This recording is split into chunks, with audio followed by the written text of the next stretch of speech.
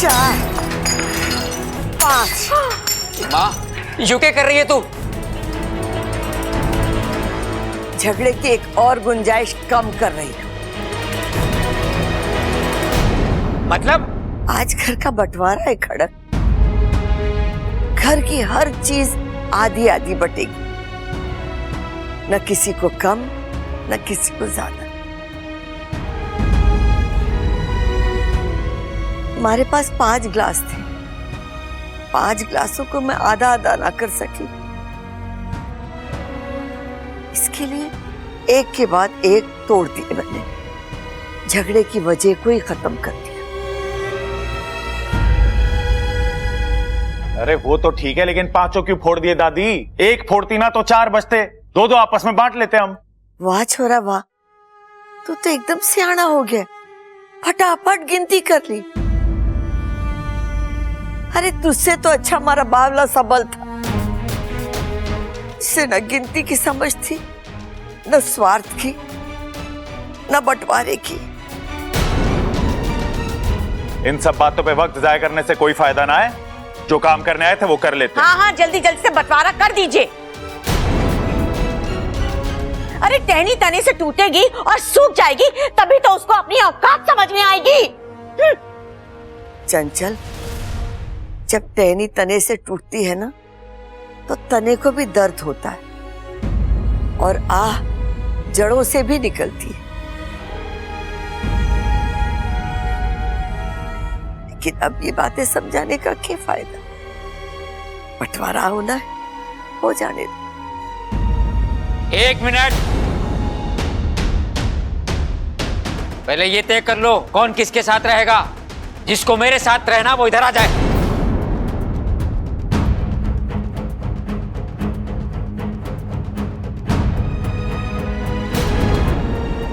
रिश्ते तो बांट लिए खड़क, अब चीजें भी बांट लो। वो काले कोट वाले आ गए। पहले इस घर में किसी को कोई भी चीज चाहिए होती थी, हम सब मिलकर तय करते थे, लेकिन आज वकील साहब तय करेंगे। वकील साहब, निकालिए अपनी चोपड़ी और लिखिए, और तुम लोग भी बता दो तुम लोग को क्या चाहिए।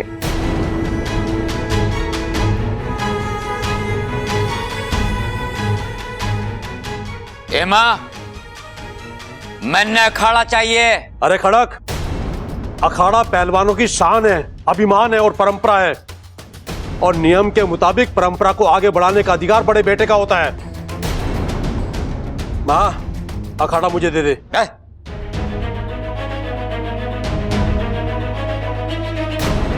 हाँ दादी, ताऊजी सही कह रहे हैं। घर में सबसे बड़े ये हैं और इनके बाद मैं रहूंगा, इसीलिए कायदे से अखाड़े पर हक हमारा होता है।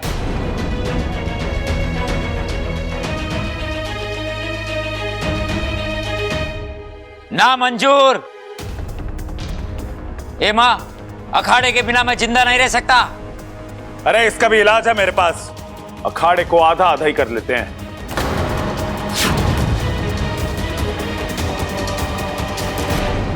ठीक है, अखाड़ा दोनों में आधा आधा बांट देते हैं। ऊपर से नीचे लकीर बीच में खींच देते हैं। अब आगे बढ़ो। अम्मा जी, मुझे रसोई घर चाहिए। अरे वाह, आपको रसोई घर देकर हम क्या भूखे मरे? भूलिए मत, रसोई घर में आधे से ज्यादा बर्तन मेरी मुंह दिखाई पर आए थे। हाँ, तो ले जा अपने बर्तन। बड़ा रौब जता रही है अपने बर्तनों का। अरे बर्तन क्या, हम तो आधा चूल्हा भी लेकर रहेंगे। अरे चुप कर, तुझे तो धेला भी ना मिलेगा। अरे कैसे नहीं मिलेगा, छीन कर ले लेंगे। अखाड़ा बटा है, चूल्हा भी बटेगा। इस घर का एक एक कोना बटेगा। वकील साहब, खिंचवा दो लकीर। हाँ हाँ, खिंचवा दो लकीर, और पक्के रंग से खिंचवाना, ताकि आने वाली 10 पुश्तों तक उसका रंग फीका ना पड़े। ठीक है, रसोई और अखाड़ा बच चुका है। कमरे भी बच जाएंगे। घर के बीच में एक लकीर खींच देंगे।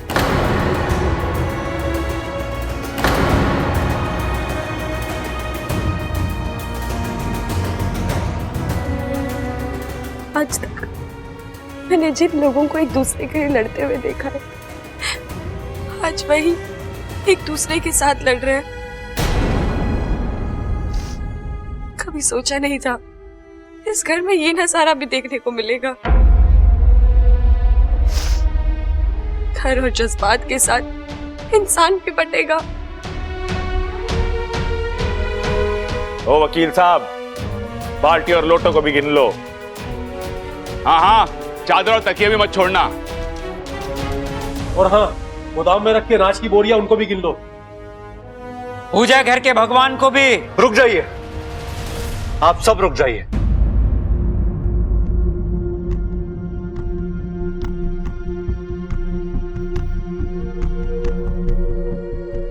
छोरा, अब ये बंटवारा ना रुकेगा। नहीं दादी, मैं बंटवारा रोक नहीं रहा हूं, मैं बस इन्हें याद दिला रहा हूं।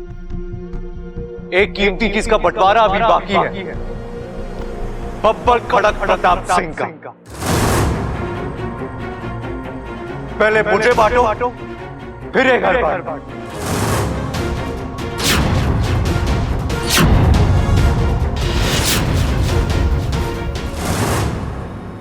काट लो मुझे आधा आधा।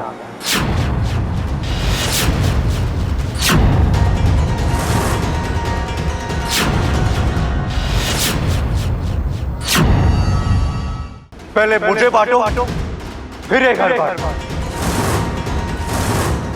काट लो मुझे आधा आधा। अरे तू कोई चीज ना है, तू तो मेरा भाई है। भाई तो आपके सबल भैया भी है, लेकिन आप उनसे अलग हो रहे हो ना। शंकर ताऊ जी को आपने और पिताजी को सबल भैया ने बांट दिया है, तो मेरा क्या? मेरा बंटवारा कैसे होगा? तो बता ना, तू किसके साथ रहना चाहता है?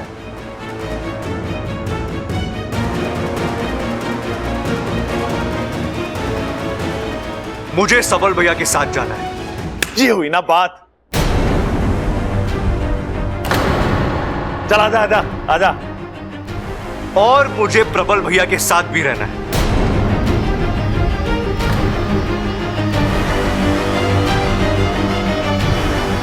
अरे ये कैसा पागलपन है? तू एक ही वक्त में दोनों जगह कैसे रहेगा? काट लो मुझे आधा आधा।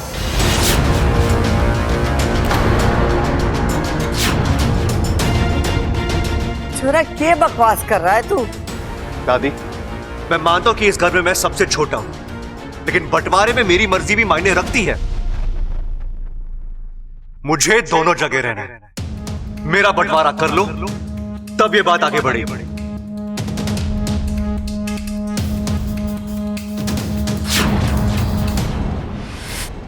पैसों का, कपड़ों का, बर्तन का, कमरों का बंटवारा तो कोई भी कर लेता है। इंसान का बंटवारा करके दिखाओ, तब मालूम। रे बब्बल, ये सब कुछ तो जानबूझ के कर रहा है ना? पिताजी, आपको जो समझना है समझिए, लेकिन मुझे मेरे हिस्से के रिश्ते और हिस्से की यादें चाहिए। मुझे भाभी का दुलार, मां का प्यार, पिताजी की मार और ताऊ जी की फटकार चाहिए। मुझे एक ही अखाड़े में दोनों भाइयों से कुश्ती सीखनी है। मुझे मेरे हिस्से की ये सब चीजें दे दो, फिर कर लेना बंटवारा। ताऊ जी, ये मामला तो फंस गया है। मुझे भी कुछ ऐसा ही लगता है पिताजी। क्या करें? अब ये आप लोग तय कीजिए, इनका क्या करना है? इन्हें काटना है, नहीं काटना है?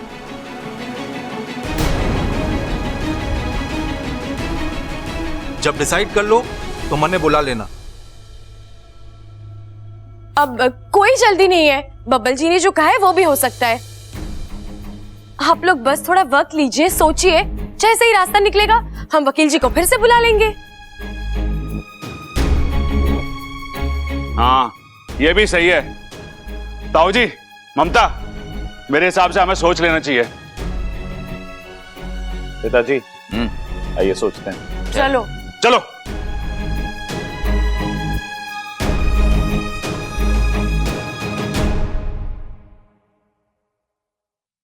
अच्छा,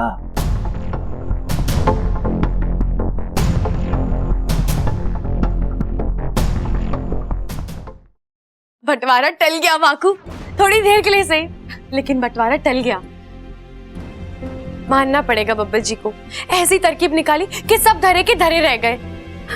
अब मुझे यकीन है घर के सभी लोग बंटवारे के बारे में दोबारा सोचेंगे और फिर वो अपना फैसला जरूर बदलेंगे। तुम्हारी बातों से लग रहा तुम्हें बब्बल जी से फिर एक बार प्यार हो गया। फिर एक बार? प्यार कम कब हुआ था जो? वाकू, आज बब्बल जी ने बिना कुछ कहे कितनी बड़ी बात बोल दी।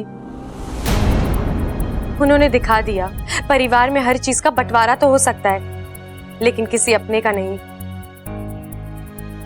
नफरत प्यार पर हावी तो हो सकती है, लेकिन प्यार को हरा नहीं सकती। क्या हुआ वाकू? तू इतना उदास क्यों लग रहा है? इतनी खुशी का मौका है और तू है कि अच्छा, पता नहीं किस्मत की तुमसे क्या दुश्मनी है, उससे तुम्हारी खुशी बर्दाश्त ही नहीं होती। हर बार कुछ ना कुछ ऐसा हो ही जाता है कि। हुआ क्या है? सिपली जी का संदेशा लाया हूं। बाकू, ये तो होना ही था। बंटवारे के चक्कर में वहां से बात ही नहीं हो पाई। उन्होंने तुम्हें अभी इसी वक्त नागिस्तान बुलाया है और इस बार तुम्हें हमेशा के लिए लौटना है।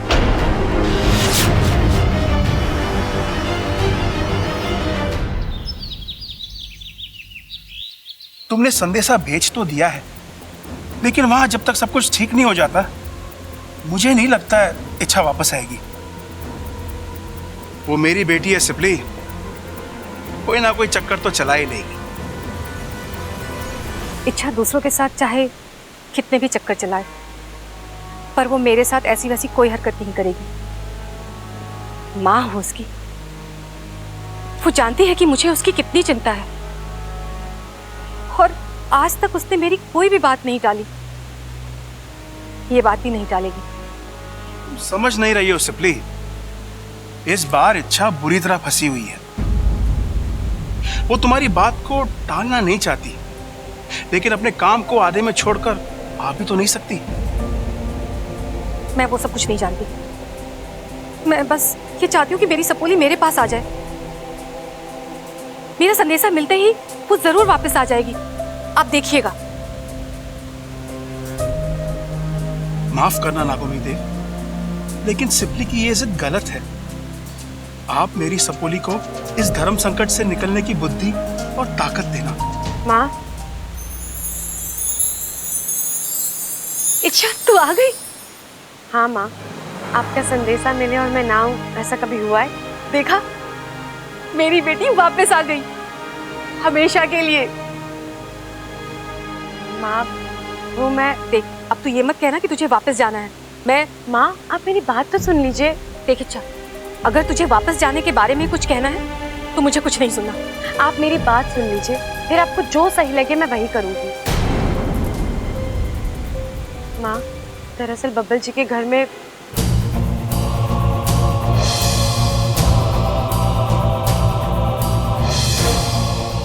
इच्छाधारी मकड़ी इस परिवार को खत्म करने के लिए विष्णुनी ने मेरी मदद ली।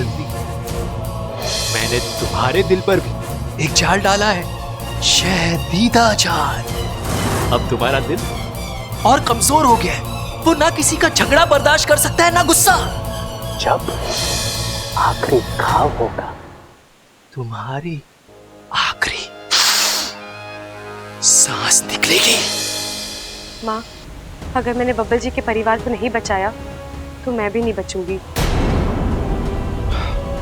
सिपली, जाने दो इसे। ये वहां जाएगी और सब कुछ ठीक कर देगी, उसके बाद नहीं।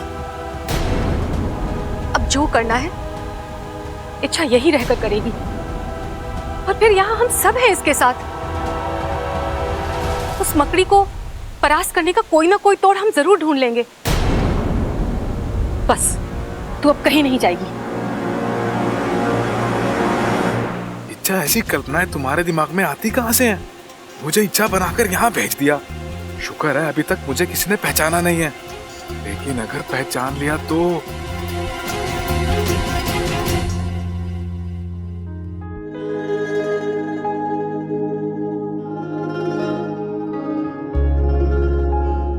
बबल जी,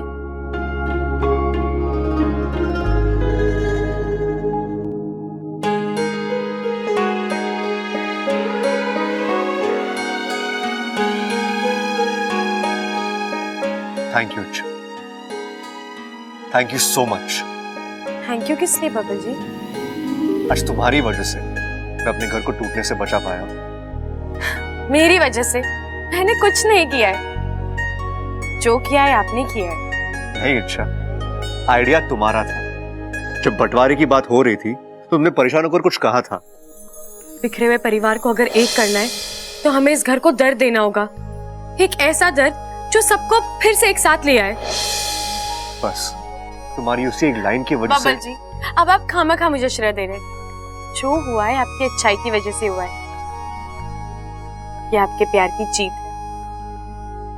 लेकिन खतरा अभी भी टला नहीं है, वो मकड़ी अभी भी जिंदा है, किसी भी वक्त पलटकर वार कर सकती है। और अब की बार शायद बबल जी की अच्छाई भी उस वार को झेल नहीं पाएगी। मुझे ही कुछ करना होगा, मकड़ी को मकड़ी के जाल में फंसाना होगा।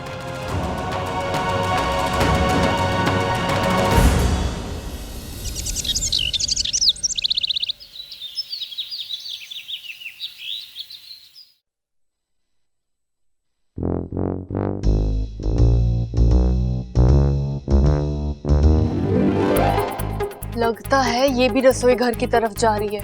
अपनी रफ्तार बढ़ा ममता, तुझे इनसे पहले रसोई घर पहुंचना है। सबसे पहले तो मेरे ही लोगों को नाश्ता मिलेगा।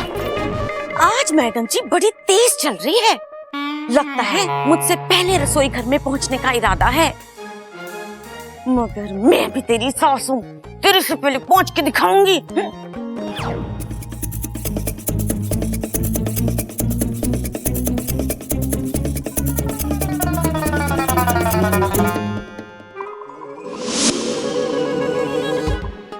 ए बब्बल, तू रसोई घर में क्या कर रहा है? अब रसोई में कोई फुटबॉल तो नहीं खेलेगा ना, नाश्ता बना रहा हूं मैं। लेकिन आप नाश्ता क्यों बना रहे हैं? घर में इतनी सारी औरतें हैं ना। हाँ औरतें तो हैं, लेकिन क्या उन्हें झगड़ों से फुर्सत मिलेगी नाश्ता बनाने के लिए? माँ, भाभी, मुझे मालूम था आप दोनों यहाँ सुबह सुबह आएंगी, पहले मैं के चक्कर में बहुत झगड़ा करेगी और ये पूरा घर बिना नाश्ते के रह जाएगा। इसलिए आज मैं अपने हाथों से नाश्ता बनाऊंगा, वो भी आप सबके लिए। ए बब्बल, तू इन सब में ना पड़, जा जा अपना काम कर। अरे काम ही तो कर रहा हूं माँ। देखिए, मैं ना आपका हूं ना इनका, तो अगर मैं अपने हाथों से नाश्ता बनाता हूं तो खाने में ना आपको प्रॉब्लम होगी ना इन्हें। मान जाइए ना माँ। देखिए, अगर आप समय पे नाश्ता करोगी ना तो आपको एनर्जी मिलेगी, और अगर आपको एनर्जी मिलेगी तो लड़ने झगड़ने का हौसला भी बढ़ेगा, है ना? हे, मुझे चढ़ा रहा है तू? नहीं माँ, मैं आपको आपकी जुबान में समझा रहा हूं। देखिए माँ, जब से घर बना है ना, यहां एक परिवार रहा है और एक ही चूल्हा जला है। तो अगर मेरे नाश्ता बनाने की वजह से वो चूल्हा बटने से बचता है तो माँ, एक कोशिश करने दो प्लीज। चलिए जाइए, आराम से बैठिए, मैं नाश्ता बनाकर लेके आता हूं। जाओ। छोरा, क्या हाल बना लिया है? अब तू रसोई संभालेगा के? क्या करूं दादी, रसोई संभालने वाले हाथ अपनी जिम्मेदारी भूल गए हैं, इसलिए आज मैंने जिम्मेदारी उठा ली है। लेकिन छोरा। दादी आप बीच में नहीं बोलोगी, आपको मेरी कसम। जाइए ना, नाश्ता पहुंच जाएगा, जाइए।